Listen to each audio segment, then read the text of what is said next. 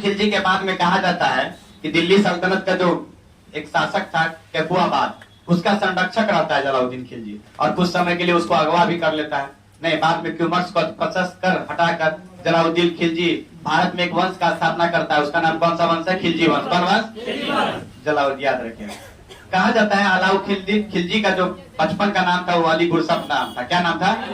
क्या नाम पूछेगा? अली गुरसब के नाम से कौन जाना जाता है? कौन? अब ऐसा नहीं परीक्षा में पूछा खिलजी वंश संस्थापक, मार देना अलाउद्दीन खिलजी। जलालुद्दीन खिलजी कौन? खिलजी वंश के संस्थापक जलालुद्दीन खिलजी कौन? अब सुनिए, अलाउद्दीन खिलजी के बचपन का नाम अली गुरसब था और 1296 ईस्वी में इसने देवगिरी पर आक्रमण किया। किस पर? किस पर? कहा जाता है अलाउद्दीन खिलजी को जलालुद्दीन खिलजी मुबारकबाद देने जाता है करा इलाहाबाद में, और वहीं पर जलालुद्दीन खिलजी को धोखे से अलाउद्दीन खिलजी मार देता है, पीछे खंजर भोंक देता है। तो ध्यान रखिएगा, पूछेगा किस राजा को धोखे से मार दिया? जलालुद्दीन खिलजी। किसको? और किसने मारा? क्लियर? एक सैन्य अभियान करके आता है, जीत कर आता है, और जब गला मिल रहा था, दामाद रहता, भतीजा ही रहता, बाद में उसको दामाद बना, गला जब मिल रहा होता है तो पीछे से क्या भोग देता है? खंजर। और उसी समय जलालुद्दीन खिलजी की मृत्यु हो जाती है और खिलजी वंश पर एक नया राजा आता है। उसका नाम क्या था? कहाँ? अलाउद्दीन खिलजी। तो पूछेगा अलाउद्दीन खिलजी शासक बनने, अलाउद्दीन खिलजी का अभियान 1296 में देवगिरी पर हुआ, और वहाँ के शासक कौन थे? रामचंद्र देव। कौन? शासक बनने के पहले, शासक बनने के, और जब शासक बन जाता है तो 1298 में इसने गुजरात पर आक्रमण किया। किस पे? किस पे? और वहाँ के शासक थे कर्णदेव। कौन थे? तो पूछेगा, बताइए शासक बनने से पहले आक्रमण कहाँ किए? वो देवगिरी पे। कहाँ? कहाँ? दिल्ली से देवगिरी राजधानी कौन ले गया था? मोहम्मद बिन तुगलक। कौन?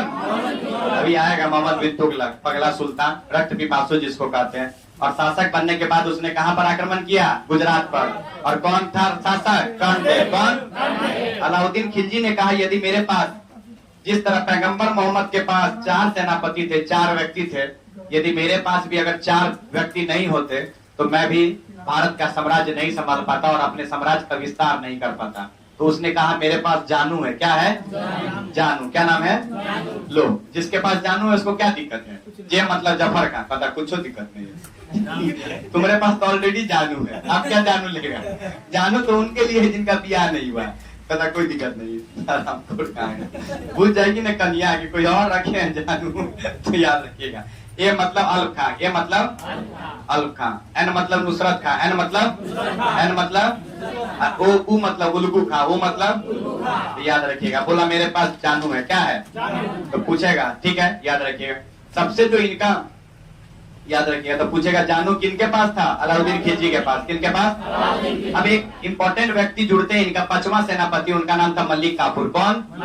कहा जाता है नुसरत खां ने गुजरात के अहिलवारा बाजार से, गुजरात जब जिस समय देखिए एक अभियान होगा गुजरात 1298 में, जब गुजरात पर आक्रमण है, कहानी कह रहे हैं 1298 में जब गुजरात पर आक्रमण होता है, अलाउद्दीन खिलजी का एक सेनापति रहता है नुसरत खां, वो जाता है गुजरात के अहिलवारा बाजार में और वहां पर दास को खरीदा जाता है। ये सब नहीं पूछे बात, पहले सेना को खरीदा जाता था दास के रूप में, अब खरीद के लाया और उसका काम है जिंदगी भर राजा की तरफ से लड़ना। तो दासों को खरीदने की व्यवस्था थे, तो गया नुसरत का गुजरात के अहिलवारा बाजार में और खरीदने गया, अपने सेना को दास को खरीदने गया, तो देखा यहाँ पर एक व्यक्ति है मलिक काफूर, उसका सबसे ज्यादा रेट था उस मार्केट में। तो पूछा गया भाई इसका रेट क्या है, इतना बड़ा क्यों है? तो बताया उसके बारे में क्लैरिफिकेशन कि एक बार में वो 100 आदमी को देख लेता है नहीं, और वो जो तलवारबाजी में सबसे निपुण है। तो नुसरत खान सोचता है क्यों ना हम गुजरात से मलिक काफूर को खरीद कर राजा को गिफ्ट में दे दे।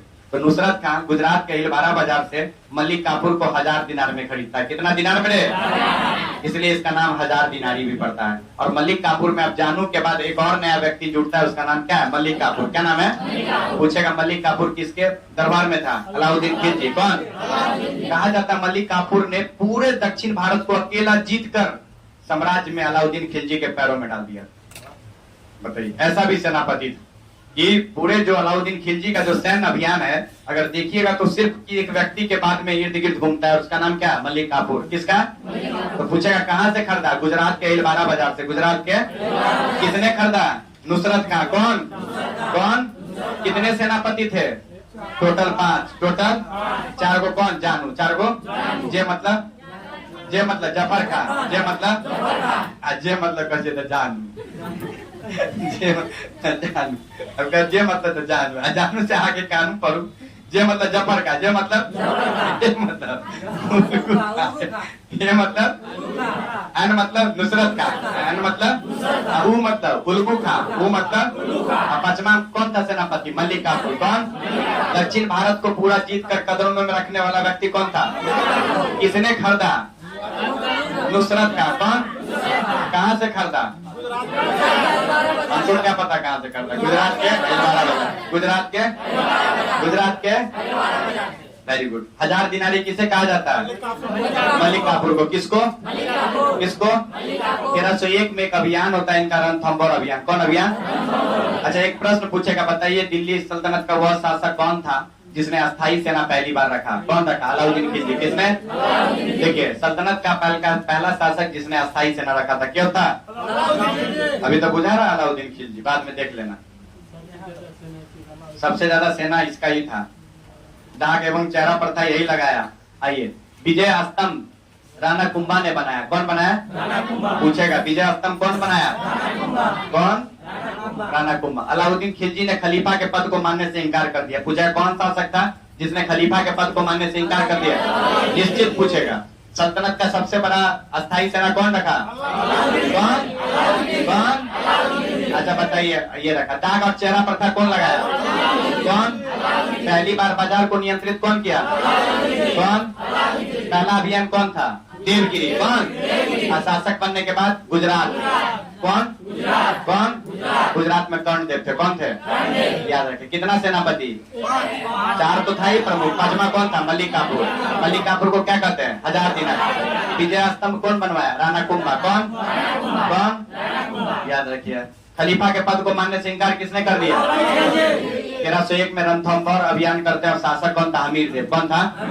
इनको भी हराता है। दक्षिण भारत पर आक्रमण करने वाला पहला शासक अलाउद्दीन खिलजी था। कौन था रे? अब तक कोई भी शासक नहीं था जिसने दक्षिण भारत पर आक्रमण किया। अनुमति दी, यहाँ ध्यान रखिए। आप कहीं और आपका भी दक्षिण भारत पर आक्रमण करना है क्या? क्या आप भी लगा रही कि जानू कहाँ से आएगा? पचमा मलिक काफूर कहाँ से कीनेंगे? हम ही लोग को ले चलिएगा, रॉकेट छोड़ देंगे इधर से, सब गया सांप जाके कब्जा कर लीजिएगा। क्या आप लोग कौन दिन के काम आएगा? आप लोग कचरा साफ कीजिए, हम लोग बम छोड़ेंगे। तो वही अनुजी सोच रही थी। अभी दक्षिण भारत नहीं जीतना है, अभी बीपीएससी जीतना है। दक्षिण भारत देखेंगे विजय। पूजा को देखिए, घूम रहा है। घर चल जाओ, जाओ घर। क्या दिक्कत? सुन के क्या होगा? ये रिकॉर्डिंग में देख लेना। जाओ घर, हस्बैंड है यहाँ, काना माता दबा देंगे, ठीक हो जाएगा। पूजा तू नहीं दबाइए। अच्छा पूजा ज्योति। हाँ चल, सुन रहे 1301 में कौन रणथंभौर? कौन? शासक कौन थे? अमीर देव। इंपॉर्टेंट नहीं है। पूछेगा दक्षिण भारत पर आक्रमण करने वाला पहला शासक? अब आइए 1302-3 में चित्तौड़ अभियान। कौन अभियान? मोस्ट वीवीआई है। पूछेगा चित्तौड़ अभियान कहाँ हुआ है? कहानी है, सुनिए। राणा रतन सिंह। कौन? अब यहाँ पर एक कहानी सुनाते हैं। राणा रतन सिंह की एक पत्नी थी पद्मावती। क्या नाम था? बड़ी सुंदर। हुआ क्या कि राणा रतन सिंह अपने दरबार में गद्दार के बारे में जानकारी जानते हैं कि वो सत्ता का हमेशा विरोध करता है। उनको पूरे भरी दरबार से बाहर निकाल देते हैं। नहीं, वो उच्च कोटि के लोग, और उनपे बड़ी अपमान लगता है कि हमको क्यों इस दरबार से बाहर निकाल दिया गया, इसका बदला हम राणा रतन सिंह से लेंगे। तो भाई बदला कैसे लेंगे? वो इतना बड़ा तो आदमी नहीं कि राजा से चुनौती ले ले कोई मंत्री छोटा सा। नहीं, वो सोचा क्यों ना ऐसा काम करते हैं कि भारत के सत्ता पर सबसे बड़ा मजबूत अभी कोई ताकतवर है तो अलाउद्दीन खिलजी है, तो क्यों ना अलाउद्दीन खिलजी से इसका मामला टकरवा देते हैं। वो गया अलाउद्दीन खिलजी के दरबार में। अब अलाउद्दीन खिलजी के दरबार में शामिल हो गया। अब बार बार रात को दिल्ली कहता था, क्या देखे आप? क्या लड़के लड़की उड़की का नाच देखते हैं? लड़की देखना है तो देखिए पद्मावती को, देखिए पद्मावती को। अभी बात उसको बुझाया नहीं। धरती पर अगर कोई सुंदर है तो पद्मावती है। लोग कहता है यदि पद्मावती आईना में अपना मुंह देख ले तो आईना चकनाचूर हो जाता है। बात सही था। अब सुन, अब ये सब जो बात बोलेगा तो उसको जाएगा कि नहीं? बार बार अब डेली शाम को ही सब हो रहा है, बोलता है क्या देखे? सुंदरता देखना तो पद्मावती को देखिए। अभी बात जो उसको बार बार बोले वो कौन है पद्मावती? चलो देखते हैं पद्मावती। अब ये मलिक काफूर को ये बात बोलता है। वो ये बताइए पद्मावती इतनी सुंदर है, इनकी चर्चा चारों तरफ है, मैं उनसे एक बार मिलना चाहता हूँ। मलिक काफूर उनको डांटता है, बोलता है कि राजा ये दुस्साहस मत कीजिए। राजपुतानाओं का जो होता है, आप उसकी महिलाओं पर आंख नहीं उठा सकते हैं। यदि आप आंख उठाते हैं तो आपके आंख नयन से, शरीर से आंख अलग कर दिया जाएगा। राजपुताना में ये बात है। वो अपने मतलब जो इतिहास है उस इतिहास के अनुसार उनके महिलाओं पर किसी प्रकार का कोई आक्रमण नहीं हो सकता है। उसके लिए उनको साम्राज्य भी देना पड़े, देने के लिए तैयार है। बोला ऐसा दुस्साहस आप नहीं कर सकते। बोला ऐसा क्या, भारत में हमसे बड़ा कौन ताकतवर है, देख लेंगे, उठा के लाओ पद्मावती को। खुद चल दिया अभियान करने के लिए। मलिक काफूर समझाता है, मलिक काफूर बोलता है आप मत जाइए, मैं देखता हूँ, मैं बात करता हूँ। राणा रतन सिंह के पास जाता है प्रस्ताव लेके मलिक काफूर। मलिक काफूर कहता है कि आपकी कन्या को एक बार देखना चाहते हैं। कौन? अरे गजब कहानी, सुनो तो। अब बोलता है ऐसा कैसे, जब ये प्रस्ताव आता है वहां पर बोला ऐसा कब हो सकता है, कभी नहीं हो सकता। राजपूताना अपना सर दे सकता है, अपनी महिलाओं और बच्चों को कभी भी उनके सामने सम्मुख नहीं कर सकता। ये उनका वो डेडिकेशन लाइन। मलिक काफूर वहां से लौट जाता है। मलिक काफूर से पूछता बोलो क्या हुआ। बोला नहीं ऐसा नहीं हो सकता है, मैंने आपको बोला था राजपूताना सब कुछ हार जाएगा लेकिन अपनी पत्नी को और महिलाओं को नहीं हार सकता है। बोला ऐसा, देख लो चल दिया पूरा दय बैल लह के बैल। वो जो था वो हराम पर जिसको बेइज्जत किया था, क्या आप ही सब फेरा फेरी में पड़े। एक बार जरूर चलिए, किसी को देखिए चाहे नहीं देखिए, आपके पास क्या कमी है, एक बार पद्मावती को जरूर देख लीजिए। पूरा साम्राज्य उठा के हराम खोर पूरा सत्ता लगाता, पूरे रेगिस्तान में पूरा अपना टेंट गिरा देता है और युद्ध शुरू हो जाता है। राणा रतन सिंह की जो बात है वो भी व्यतीत हो जाता है। छोटा साम्राज्य उस समय, वो चित्तौड़ का एक छोटा सा क्षेत्र था जिनका वो मालिक थे। अब वो उनकी बात ही बात कन्या को पता चलता है कि जो युद्ध जो हो रहा है वो मेरे वजह से हो रहा है, हमको देखने की वजह से हो रहा है। नहीं, अब देखता था राजा को व्यथित, तो बोला क्या बात, फिर सारा बात बता। बोले इतनी सी बात, ठीक है कोई दिक्कत नहीं, वो हमको देखना चाहता है, हमको दिखा देख देंगे और क्या दिक्कत। बात चली, ये बात प्रस्ताव फिर गया उनके पास। तो राणा रतन सिंह उनको कहा जाता है कि दिखाने के लिए, लेकिन बाई फेस टू फेस नहीं, बाई मिरर। अब वहां पे रानी रहेंगी और उनका चेहरा का दीदार अलाउद्दीन खिलजी को होगा। ऐसा बात समझ में मतलब क्या बोले, कान में कहते कहते क्या करवा दिया।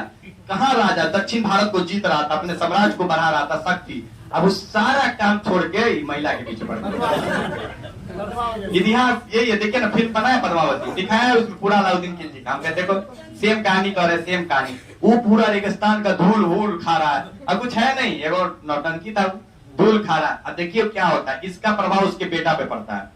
वो तो पद्मावती के साथ जो हुआ वो देखा, वो पद्मावती मिली नहीं, बाद में जौहर व्रत का पालन कर लिया पहला यहीं पर। हालांकि याद रखिएगा, लिख लीजिए, पहली बार रणथंभौर में ही राजपूतना महिला के द्वारा जौहर व्रत का पालन किया, दूसरा बार चित्तौड़ में होती है।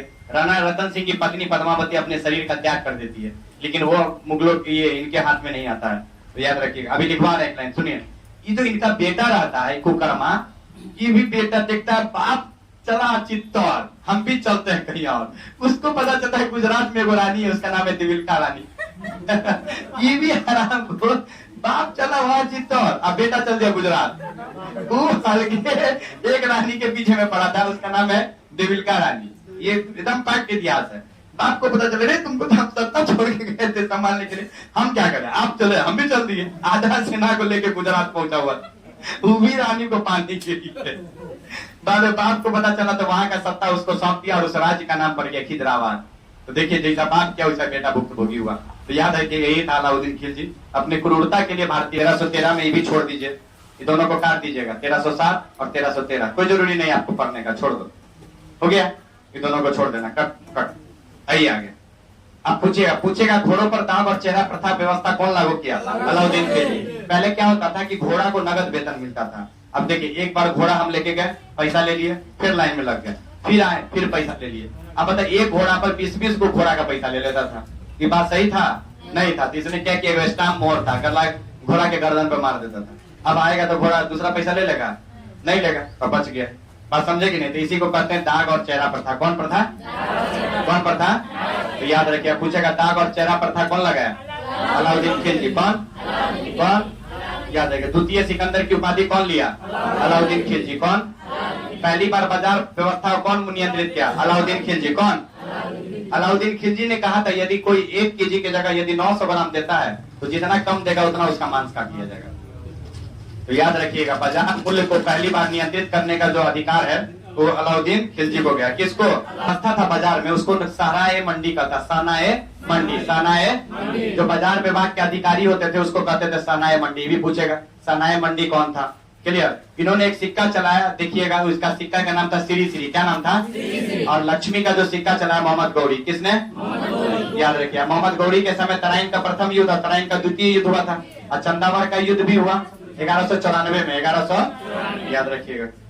इसका बेटा था मुबारक शाह खिलजी, इसलिए चर्चों में है कि इसका बाप क्या किया कि साम्राज्य को जीत कर छोड़ देता था, लेकिन यह पहला शासक हुआ दिल्ली सल्तनत का कि जिस क्षेत्र को जीतता था स्वयं अपने प्रत्यक्ष रूप से शासन करता था। तो याद रखिएगा, पूछेगा कि किस व्यक्ति ने, और इसने अपने आप को ही खलीफा कहा था और खलीफा के पद को मानने से इनकार कर दिया गया। तो जब अलाउद्दीन खिलजी भी खलीफा के पद को नहीं माना था, लेकिन इस व्यक्ति ने न केवल खलीफा के पद को मानने से इनकार कर दिया बल्कि विरोध भी किया। तो पूछेगा किस व्यक्ति ने खलीफा के पद को मानने से इनकार कर दिया? मुबारक शाह खिलजी। कौन? क्या नाम था? मुबारक शाह। ये एक अलगे था, इसका अलगे कहानी है। ये इसका कहानी क्या है कि महिलाओं का ड्रेस पहनकर पूरे सभा में दौड़ जाता था। बात बुझा? इनका एक अलगे इंटरेस्ट है, इनको भी लड़कियों का नाच देखना बड़ा पसंद था। आई अपनों की महिला का नतिया होतिया सब फोटो में देखे, नतिया वो कान में का लगा के अब हरी तलवार में जा रहा है यार, हमको साड़ी वाड़ी पहन के। हम बोले ऐसा क्या हो गया? इसको पता चला कि इनको लड़कियों से ज्यादा प्रेम था। अब लड़कियों से प्रेम था तो लड़की का वस्त्र क्यों, उनको अच्छा लगता था पहनना। तो ये भी एक ऐसा शासक, सोचिए, हो सकता है पता नहीं किस टाइप का है, बुझे क्या होंगे आप लोग। तो बात ये ऐसा है मुबारक खिलजी। अब आइए, सानाए मंडी हो गया, सिक्का वाला हो गया, खिलजी वंश खत्म, छोटा वंश था ना इसलिए। खिलजी वंश का अंतिम शासक जो था वो खुसरो शाह। कौन था? देखिए वो इंपॉर्टेंट बात है, दक्षिण सल्तनत का पहला शासक जिसने दक्षिण भारत को जीत कर प्रत्यक्ष रूप से मिलाया ही नहीं बल्कि उस पर शासन भी किया, वो कौन था? अमीर खुसरो। अभी तो पढ़ा मुबारक खिलजी। कौन? खिलजी, अलाउद्दीन खिलजी और मुबारक खिलजी में अंतर था। अलाउद्दीन खिलजी साम्राज्य को जीत कर उससे पैसा लेता था, टैक्स पहुंचाओ, 500 रुपया, 1000 रुपया, 1 लाख रुपया। मुबारक खिलजी ऐसा नहीं किया। मुबारक खिलजी क्या किया? उस क्षेत्र को जीत कर अपने में मिला लिया, बोला राजा हम है, पैसा वैसा मत भेजो, जो है सब पूछेगा ये बात। और कौन खलीफा के पद को मानने से इनकार कर दिया? मुबारक शाह खिलजी। कौन? अब अंतिम शासक हिंदू था, खुसरो शाह। क्या नाम था? और ये बन गया खुसरो शाह से खुसरो खां। सुनो, मूल रूप से अंतिम हिंदू शासक था। दिल्ली सल्तनत का पहला और अंतिम हिंदू शासक कौन था? खुसरो शाह। कौन? बाद में अंतिम अवस्था में यह इस्लाम धर्म को अपना लेता है, क्योंकि कहा जाता है इनकी सत्ता जा रही होती है और इस्लाम धर्म उस समय प्रकाष्ठा में भारत में पहुंच जाता है। ताजबरन इनको अपना धर्म परिवर्तन करना पड़ता है और यह खुसरो शाह से क्या बन जाता है? खुसरो खां। याद रखिएगा। अब यहीं पर एक प्रकरण पढ़ाए थे आज, आपको हम लिखा है कि निजामुद्दीन औलिया ने मोहम्मद बिन तुगलक को, गयासुद्दीन तुगलक को कहा उन्होंने दिल्ली दुरुस्त को, ठीक है कि नहीं? अब ये 5 लाख टंका दिया खुसरो शाह। किसको दिया? निजामुद्दीन औलिया को। किसको? तुम लोग का बैटरी डाउन हो गया। किसको रे? 10 मिनट रुको ना, खेल खत्म है। किसको दिया? कितना दिया? 5 लाख टंका। 5 लाख टंका दिया बांटने के लिए। अब ये अपने गद्दी पर से हट गया। अब आया गयासुद्दीन तुगलक। तुगलक वंश की स्थापना कौन करता है? और खिलजी वंश का संस्थापक कौन था? अलाउद्दीन खिलजी।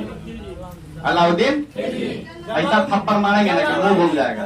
जलाउद्दीन नशा में है क्या रे? अभी नींद के नशे में है, नींद आ रहा है सर जी। जलाउद्दीन है। जलाउद्दीन बोले, जलाउद्दीन खिलजी बोले, जलाउद्दीन दम नहीं आया, बोलो कौन? 10 मिनट रुको। तुगलक वंश के संस्थापक कौन थे? गयासुद्दीन तुगलक। कौन? सबसे अधिक समय तक कौन शासन किया? कौन वंश? तुगलक वंश। कौन वंश? पढ़ाए ने गाजी या वीर या योद्धा किसे कहते हैं? पढ़ाए ना भी है। गयासुद्दीन तुगलक को कितना बार मंगोलों को हराया? 29 बार। कितना बार? सबसे अधिक मंगोल आक्रमण किस पे हुआ? अलाउद्दीन खिलजी। किस पे? पहला मुगल आक्रमण किस पे हुआ? अभी ये लिखवाया, इल्तुतमिश। कौन? करने वाला चंगेज खान। करने वाला तो पहला मंगोल आक्रमण इल्तुतमिश पर करने वाला चंगेज खान। और सर्वाधिक मंगोल आक्रमण किस पर? अलाउद्दीन खिलजी। किस पर? पहला अस्थायी सेना कौन रखा? दाग चेहरा प्रथा कौन लगाया? दाग और चेहरा प्रथा। बाजार को नियंत्रित कौन किया? उसको क्या कहते हैं? सानाए मंडी। क्या कहते हैं? एक बात लिखो, दोनों बात में अंतर समझ लीजिए। सबसे पहले नहरों का निर्माण कराने वाला कौन? तुगलक वंश के संस्थापक कौन? इतना तो कम से कम नहीं मारना कि तुगलक वंश के संस्थापक मोहम्मद बिन तुगलक। गयासुद्दीन। नहरों का निर्माण पहला कौन करवाया? निजामुद्दीन औलिया पर मुकदमा कौन चलाया? और इनको कितना लाख मिला था? 5 लाख टंका। कितना? कौन दिया था इसको? खुसरो शाह। कौन दिया था? याद आया। अब इसने कहा कि तुम हम पर केस चलाओगे, तो इसने कहा गयासुद्दीन तुगलक को हुनूज दिल्ली दुरुस्त हो, हुनूज दिल्ली दुरुस्त हो। हे आप दिल्ली से दूरे रहिएगा, हुनूज दिल्ली दुरुस्त हो। तो पूछेगा हुनूज दिल्ली दुरुस्त हो किसने कहा? खुसरो। खुसरो ने? निजामुद्दीन औलिया ने। किसको? गयासुद्दीन तुगलक को। किसको? देखो लिखा है निजामुद्दीन औलिया ने गयासुद्दीन तुगलक को दिल्ली दुरुस्त हो कहा, कहा कि नहीं? तो पूछेगा हुनूज दिल्ली दुरुस्त हो किसने कहा? काहे कहा? बोला 5 लाख रुपया दो जो तुमको मिला है। गयासुद्दीन तुगलक बोला हम तो संत है, हम पैसा दे दिए। अब हम कहां से जाने जाए कि हम किसको किसको कितना पैसा दिए? बोला नहीं देगा तो तुम पर FIR करेंगे। बात समझा? तो यही मामला है। चल अब टैक्स 1/10 1/12 कर दिया, नहीं पूछेगा। हाँ कम कर दिया। चलिए डाक और चेहरा प्रथा कौन लगाया था? उसको पुनर्लागू कर दिया। डाक विभाग को पहली बार किनके समय में मजबूती प्रदान की गई है, पुनर्स्थापित किया गया? गयासुद्दीन तुगलक। गयासुद्दीन तुगलकाबाद का किला कौन बनवाया? लिखवाया कि नहीं? तुगलकाबाद के किला का निर्माण गयासुद्दीन तुगलक ने करवाया, जो मिस्र के पिरामिड की तरह। मिस्र के और 1325 ईस्वी में बंगाल में गयासुद्दीन बहादुर ने विद्रोह कर दिया, और इसी विद्रोह को दबाकर जब गयासुद्दीन तुगलक लौट रहे थे तो कहा जाता है लकड़ी से बनाया हुआ दीवार में दब कर ये क्या हो गया? बढ़ गया। बिजली के गेट के चमकने से स्वागत के लिए बना हुआ इनका जो वो गेट था, वो गेट के पत्थर ने लकड़ी से दबकर गयासुद्दीन तुगलक की मृत्यु हो गई। तो दिल्ली के सल्तनत पर आया, बंगाल से चला। जैसे ही दिल्ली पर बैठने वाला था उसका बेटा मोहम्मद बिन तुगलक, वही पगला गेट बैठने था, वो लकड़ी उसी समय गेट पार कर रहा था और बिजली करका लकड़ी का गेट गिरा, आप मर के खत्म, प्राण त्याग दिया। बात समझ में आती भी?